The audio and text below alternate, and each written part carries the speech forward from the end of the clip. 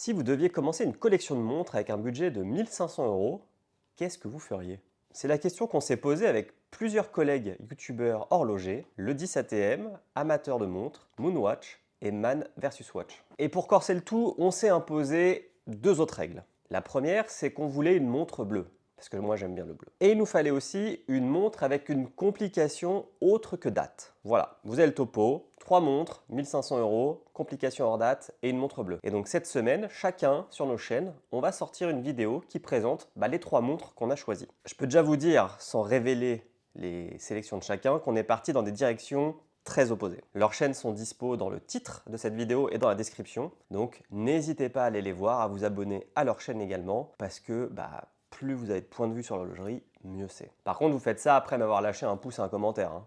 On est réglo. Je suis Julien, le mec au bonnet qui parle de montre, vous êtes sur Barillet, générique et on y va.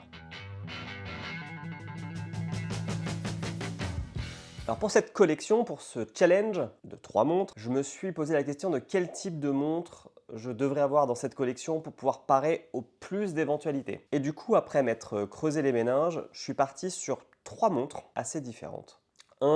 Une montre qui ne craint rien, une montre que je peux porter quoi qu'il arrive, qui me donnera l'heure et qui va ne pas craindre les aléas de mes activités. Une montre de tous les jours, que je peux porter assez résistante mais un peu plus classe on va dire. Et puis une montre habillée. Donc en anglais ils vont plutôt appeler ça une tool watch, une daily et une dress. La dress watch c'est la montre vraiment la plus habillée, celle qu'on met quand on va au resto, à des mariages, celle qui va parfaire votre tenue. Par contre, ça sera certainement aussi la plus fragile, donc pas à mettre dans toutes les situations. La daily, c'est celle que vous allez porter le plus souvent. Il faut donc qu'elle soit robuste, mais il faut aussi qu'elle soit jolie pour s'accorder avec vos différentes tenues. Certains bossent en costume, d'autres bossent en t-shirt. Faut que ça aille avec les deux. Et pour celle-là, je vous spoil un petit peu, mais je suis parti sur une montre de plongée. Et puisque j'ai mis dans la Tool Watch, celle qui ne craint rien, c'est la montre que vous allez porter pendant vos activités, vos sorties, vous faites une rando, vous allez faire du jet ski, que sais-je. Vous portez cette montre et elle ne subira aucun effet de cette sortie si elle tombe, si vous tombez, etc. C'est ce que j'appelle la montre qui libère les consciences. Et puis ça tombe bien parce que on va commencer avec celle-ci. Donc pour la première montre de cette collection, la montre qui va résister à tout, je suis parti sur une G-Shock de chez Casio. Bon, alors là, je vais regarder vite fait ma tablette parce que la référence, je ne la connais pas par cœur. C'est la GW B5600 CD1A2.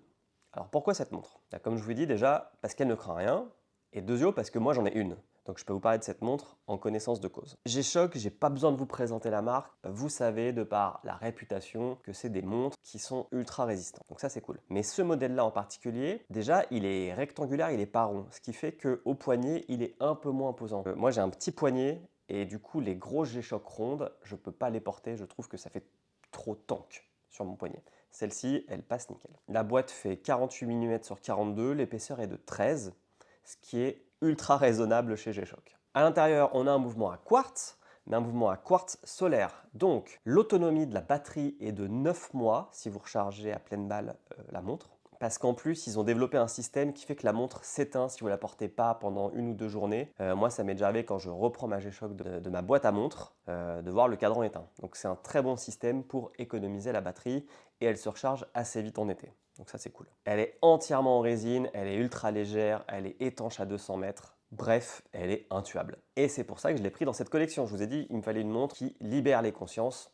C'est le cas ici. Et pour répondre à une des contraintes de cette collection, parce qu'il ne faut pas que dans la collection, la montre bleue est aussi celle qui ait les complications. Alors ici, la G-Shock fait les deux, mais là, on va la prendre pour cadran bleu. Elle a un joli cadran bleu, du coup, qui va pouvoir cocher la première case des contraintes du challenge. Mais en plus, si vous avez besoin d'un chronographe, de plusieurs fuseaux horaires, d'une alarme, d'un minuteur, elle le fait aussi. Et le prix enfin, parce que c'est une autre contrainte, donc cette montre, elle coûte 169 euros. Donc voilà, on a utilisé un tout petit peu de la somme pour la première montre. Clairement, G-Shock, c'est des rapports qualité-prix très agressifs.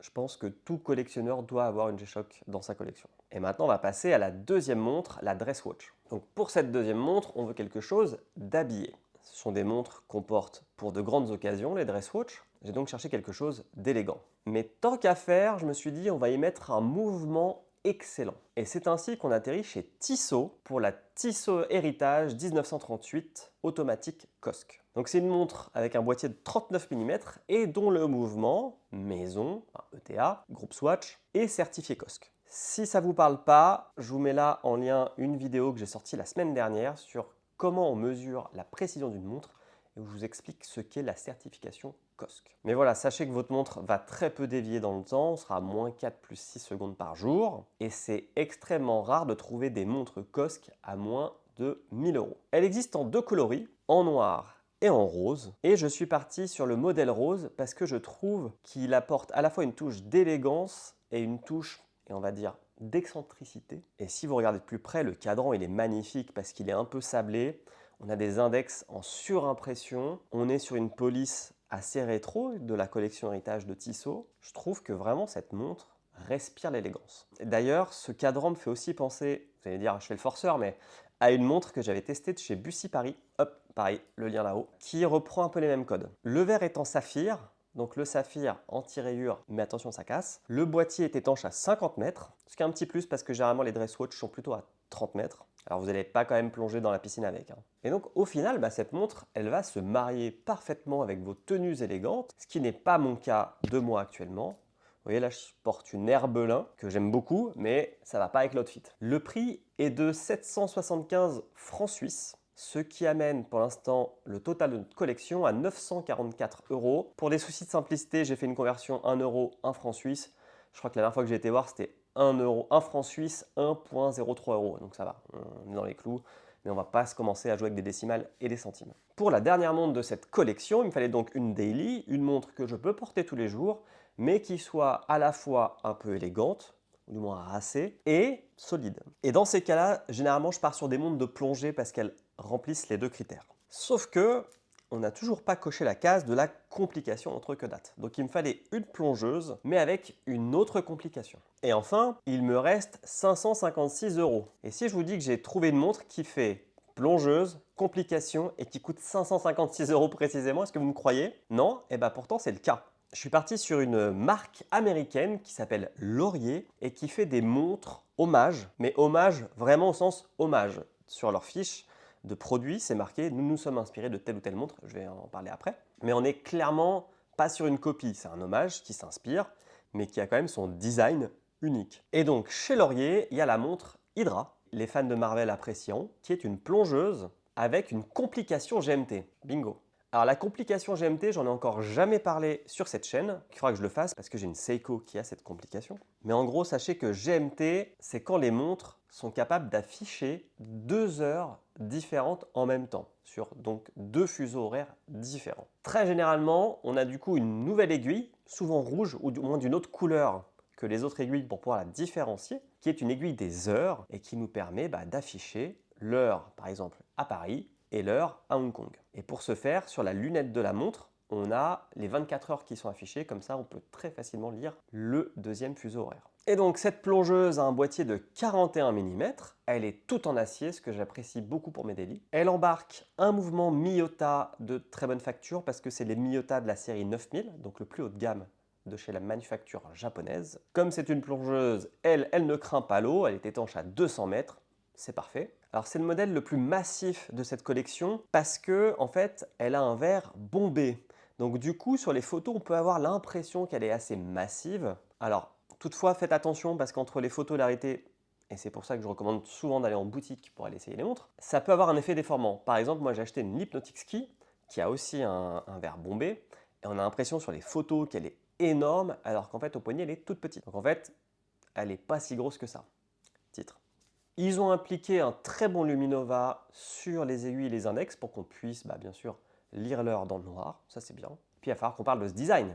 Regardez-moi ce cadran. Regardez-moi cette élégance pour une plongeuse. Donc, sur la fiche produit, les deux grandes inspirations de cette montre sont bien sûr la Omega Seamaster et la Rolex Sea Dweller, qui sont deux montres qui ont été portées, par exemple, par les Cousteau. J'invente pas, c'est dans la fiche produit. Et souvent, avec les plongeuses, parfois, on a des montres qui font très techniques, qui font très plongée tactique, alors que là, non, on est plutôt sur une plongeuse élégante qu'on peut porter tous les jours, ce qui fait que au final, on a rempli le challenge à l'euro près. Et ça, c'est magnifique. Et voilà, c'est la fin de cette vidéo, j'espère que ça vous a plu. On s'est vraiment beaucoup amusé hein, à faire cette collection, ça fait un petit mois qu'on travaille dessus. Enfin, à faire cette collection, à faire ce challenge. Donc toute cette semaine, vous allez avoir sur les chaînes, donc je répète, de 10 ATM, d'amateurs de montres, de Moonwatch, je l'appelle Moonwatch, il va pas être content, et de Man vs Watch, une vidéo qui reprend les mêmes contraintes avec un résultat très différent. Et d'ailleurs, demain, c'est Julien du 10 ATM qui va publier sa vidéo. Et moi, je vous dis à bientôt. Ciao, ciao!